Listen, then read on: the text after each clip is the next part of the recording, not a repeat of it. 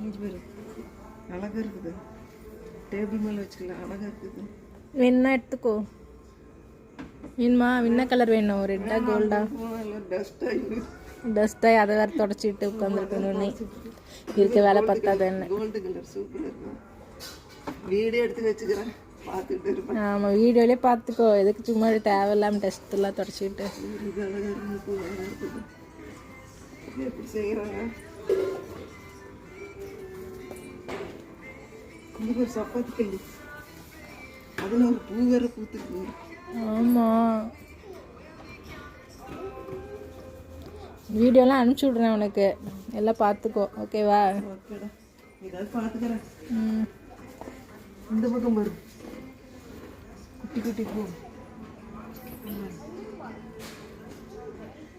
நீங்க பாரு, இது ஒரு மாடலாக இருக்குது.